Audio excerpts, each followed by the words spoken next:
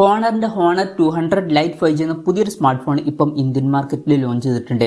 ഈ ഒരു smart phone 18,000 രൂപ പ്രൈസ് റേഞ്ചിലാണ് വരുന്നത്. ഈ ഒരു വീഡിയോയിൽ നമ്മൾ നോക്കാൻ പോകുന്നത് ഹോണർ 200 ലൈറ്റ് 5G എന്ന ഫോണിന്റെ ഒരു സ്പെസിഫിക്കേഷൻ അനാലിസിസ് ആണ്. അപ്പം നമ്മൾ ആദ്യം ഡിസ്പ്ലേഡ് ആയി നോക്കുകയാണെന്നുണ്ടെങ്കിൽ ഹോണർ 200 ലൈറ്റ് 5Gയിൽ 6.7 ഇഞ്ചിന്റെ ഫുൾ HD+ ഡിസ്പ്ലേ ആണ് വരുന്നത്. AMOLED ഡിസ്പ്ലേ കാര്യങ്ങളൊക്കെ ഇതിൽ കൊടുത്തിട്ടുണ്ട്, നല്ലൊരു കാര്യം തന്നെയാണ്. പിന്നെ സാധാരണ പോലുള്ള പഞ്ചോൾ ഡിസൈൻ അല്ല ഇതിൽ വരുന്നത്. ഈ ഒരു ഫോണിൽ പിൽ ഷേപ്പിലുള്ള പഞ്ചോളാണ് കൊടുത്തിരിക്കുന്നത്. അതായത് iPhone 15 സീരീസിലേതുപോലുള്ള പഞ്ചോളും കാര്യങ്ങളൊക്കെയാണ് ഇതിൽ കൊടുത്തിരിക്കുന്നത്. കമ്പനി ഇതിനെ മാജിക് ക്യാപ്സ്യൂൾ എന്നാണ് വിളിക്കുന്നത്. iPhone 15 സീരീസിലേതുപോലെയൊക്കെ ആയിരിക്കും നോട്ടിഫിക്കേഷനും കാര്യങ്ങളൊക്കെ വരിക. പിന്നെ 90 ഹെർട്സിന്റെ റിഫ്രഷ് റേറ്റ് ആണ് ഇതിൽ സപ്പോർട്ട് ചെയ്യുന്നത്. ഇപ്പം ഈ ഒരു പ്രൈസ് റേഞ്ചിൽ 120 ഹെർട്സിന്റെ റിഫ്രഷ് റേറ്റ് നമ്മൾ എക്സ്പെക്ട് ചെയ്യുന്നുണ്ട്. പക്ഷേ ഇതിൽ 90 ഹെർട്സിന്റെ റിഫ്രഷ് റേറ്റേ കൊടുത്തിട്ടുള്ളൂ. 120 ഹെർട്സിന്റെ റിഫ്രഷ് റേറ്റ് ഉണ്ടായിരുന്നെങ്കിൽ കുറച്ചും കൂടി നന്നായേനെ. പിന്നെ ഏകദേശം 93.7% സ്ക്രീൻ ടു ബോഡി റേഷ്യോ ഈ ഫോണിൽ വരുന്നുണ്ട്. ഫോണിന്റെ പീക്ക് ബ്രൈറ്റ്നസ് വരുന്നത് 2000 നിറ്റ്സ് ആണ്.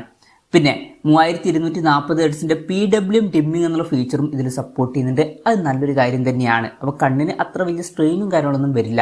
ഇപ്പോൾ ഡിസ്പ്ലേ ഫീച്ചേഴ്സ് മൊത്തത്തിൽ നോക്കുമ്പോൾ അത്യാവശ്യം തിരക്കില്ലാത്ത നല്ല ഡിസ്പ്ലേ ഫീച്ചേഴ്സ് വരുന്നുണ്ട് എന്ന് പറയാവുന്നതാണ്. എന്നാലും 120 ഹെർട്സിന്റെ റിഫ്രഷ് റേറ്റ് ഇല്ല എന്നുള്ള കാര്യം കൂടി ഒന്ന് ഓർത്ത് വെക്കുക. 90 ഹെർട്സിന്റെ റിഫ്രഷ് റേറ്റേ വരുന്നുള്ളൂ. അതും കൂടി ഉണ്ടായിരുന്നെങ്കിൽ മികച്ചത് എന്നൊക്കെ പറയായിരുന്നു. പിന്നെ സൈഡ് മൗണ്ടഡ് ഫിംഗർ പ്രിന്റ് സെൻസറാണ് ഇതിൽ കൊടുത്തിരിക്കുന്നത്. AMOLED ഡിസ്പ്ലേ ഉണ്ടായിട്ടും in display finger print sensor ഒന്നും ഇതിൽ വരുന്നില്ല.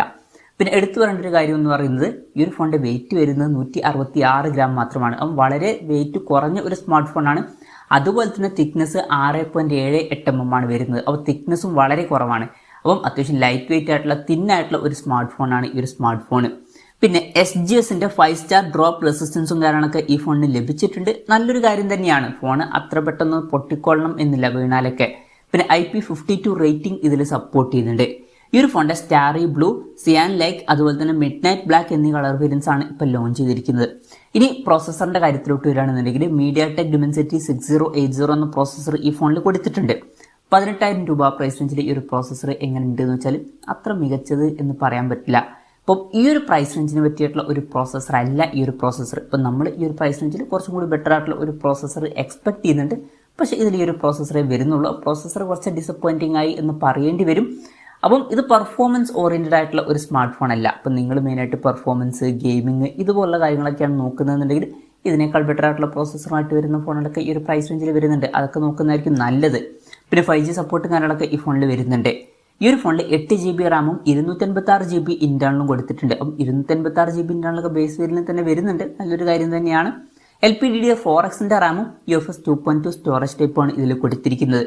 മെമ്മറി എക്സ്പാൻഡ് ചെയ്യണമെന്നുണ്ടെങ്കിൽ മെമ്മറി കാർഡ് സ്ലോട്ട് ഇതിൽ വരുന്നില്ല. അപ്പം മെമ്മറി എക്സ്പാൻഡ് ചെയ്യാൻ പറ്റില്ല. വെർച്വൽ റാം എന്നുള്ള ഫീച്ചറും ഇതിൽ വരുന്നുണ്ട്. അതായത് എക്സ്ട്രാ റാം വേണ്ട സമയത്ത് ഇന്റേണൽ മെമ്മറിയിൽ നിന്ന് കുറച്ച് മെമ്മറി എടുത്തിട്ട് അത് റാമായിട്ട് യൂസ് ചെയ്യുന്നതായിരിക്കും. അങ്ങനെ 8 GB റാം വരെ എക്സ്ട്രാ നമുക്ക് ലഭിക്കുന്നതായിരിക്കും.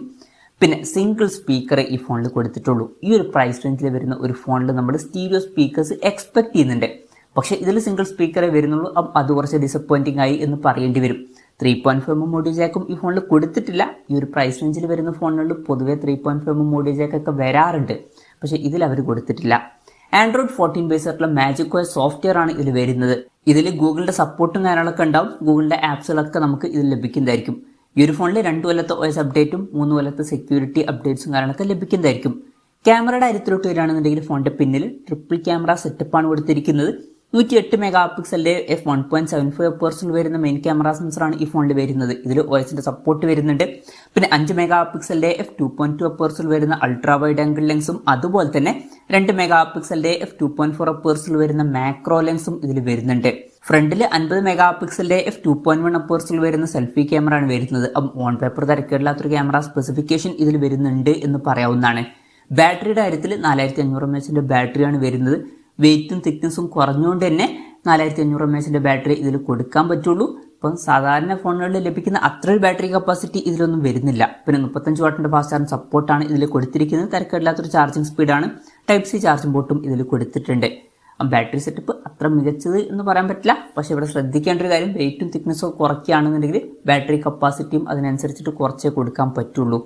എന്തായാലും ഇതൊക്കെയാണ് ഫീച്ചേഴ്സിനെ പറ്റി പറയാനുള്ള കാര്യങ്ങൾ. ഇനി വിലയുടെ കാര്യം പറയുകയാണെന്നുണ്ടെങ്കിൽ 8 GB റാം 256 GB ഇന്റേണൽ വെർഷന്റെ വില വരുന്നത് 17,999 രൂപയാണ്. സെപ്റ്റംബർ 27 മുതലാണ് ഈ ഫോണിന്റെ സെയിലും കാര്യങ്ങളൊക്കെ സ്റ്റാർട്ട് ചെയ്യുന്നത്. പിന്നെ SBIയുടെ കാർഡ് യൂസ് ചെയ്യണമെന്നുണ്ടെങ്കിൽ 2000 രൂപയുടെ ഓഫും കാര്യങ്ങളൊക്കെ ലഭിക്കുന്നതായിരിക്കും.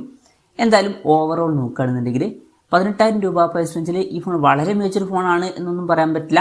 ജസ്റ്റ് ആവറേജ് ആയിട്ടുള്ള ഒരു ഫോൺ എന്നൊക്കെ പറയാവുന്നതാണ്. എന്നാലും നിങ്ങൾക്ക് ഹോണറിൻ്റെ തന്നെ ഒരു ഫോൺ വേണമെന്നുണ്ടെങ്കിൽ ഈ ഒരു പ്രൈസ് റേഞ്ചിൽ ഇപ്പം ഇതൊക്കെ ഓപ്ഷനിലുള്ളൂ. അപ്പോൾ അത്യാവശ്യം തിരക്കില്ലാത്ത നല്ല ഡിസ്പ്ലേ ഫീച്ചേഴ്സും ഓൺ പേപ്പർ തിരക്കില്ലാത്ത ക്യാമറ സ്പെസിഫിക്കേഷനും തിരക്കില്ലാത്ത ബാറ്ററി സെറ്റപ്പും വരുന്നുണ്ട്.